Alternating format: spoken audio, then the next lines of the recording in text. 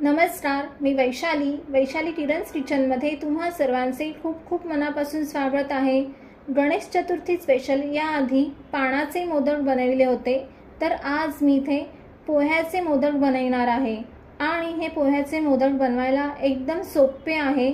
चला तर मग आपण लगेच सुरुवात करूया पोह्याचे मोदक बनवायला। त्यासाठी इथे एका पॅन मध्ये 1 कप पोहे घेतलेले आहे। तर इथे पातळ पोहे घेतलेले आहे। आता हे पोहे चांगले भाजून घ्यायचे आहे। तर इथे मी हे पोहे चांगले भाजून घेते। जसं आपण चिवडा बनवतो, चिवडा बनवण्यासाठी आपण पोहे चांगले भाजून घेतो, तर तसे हे पोहे चांगले भाजून घ्यायचे आहे। तर तुम्ही बघू शकतात अशा प्रकारे हे पोहे भाजून झालेले एकदम कुरकुरीत असे। आता हे एका मिक्सरच्या भांड्यामध्ये मी काढून घेते आणि याची एकदम बारीक पावडर करून घ्यायची आहे। तर इथे मी एका मिक्सरच्या भांड्यामध्ये काढून घेतले आणि तुम्ही बघू शकता अशा प्रकारे एकदम बारीक पावडर करून घ्यायची आहे। तर आता इथे त्याच पॅन मध्ये मी ती पोह्याची बारीक केलेली पावडर घातली आहे आणि त्यामध्ये पाव कप गूळ घातला आहे। गूळ तुम्ही कमी जास्त करू शकता तुमच्या आवडीनुसार, तुम्हाला किती गोड हवं आहे कसं। तर आता हा गूळ चांगला या मध्ये मिक्स करायचा आहे। तर थोडा वेळ लागतो, पण हा गूळ चांगला मिक्स झाला पाहिजे। नंतर यामध्ये आता 3 टेबलस्पून दूध घातलं आहे आणि पुन्हा हे चांगलं मिक्स करायचं आहे।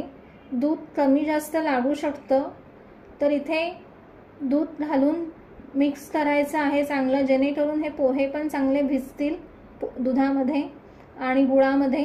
नंतर थोड्या वेळाने साधारणतः 2 ते 3 मिनिटांनी यामध्ये 1 टेबलस्पून तूप घालायचं आहे। आता हे तूप घातल्यावर पुन्हा हे चांगलं मिक्स करून घ्यायचं आहे। तर आता हे मिश्रण बनवताना मला साधारणतः पाव कप दूध लागलेलं आहे। नंतर यामध्ये पाव टीस्पून वेलची पावडर घालायची आहे आणि अगदी पाव कप मी मिल्क पावडर घातली आहे। मिल्क पावडर ही ऑप्शनल आहे, नाही घातली तरी चालेल, पण त्याच्याने चव छान येते। नंतर यामध्ये ड्रायफ्रूट घालायचे आहे आणि हे सर्व आता चांगलं मिक्स करून घ्यायचं आहे। तर तुम्ही बघू शकता हे मोदकाचं मिश्रण तयार झालेलं आहे। आता हे एका प्लेटमध्ये काढून थंड होऊ द्यायचं आहे। नंतर आता इथे थंड झाल्यावर मी इथे मोदकाचा मोल्ड घेतलेला आहे आणि त्यामध्ये हे मिश्रण भरायचं आहे। तर अशा प्रकारे मी हे मिश्रण यामध्ये भरते आहे। माझ्याकडे असा हा मोठा मोदकाचा मोल्ड आहे आणि यामध्ये मी हे मिश्रण भरलं आहे। मिश्रण भरल्यावर हे अलगद आता मी हा मोदकाचा मोल्ड असा उघडते। तर अशा प्रकारे तुम्ही पण ह्या गणपतीला पोह्याचे मोदक करून बघा आणि एकदम सोपी रेसिपी आहे, अगदी 15 मिनिटांमध्ये बनते।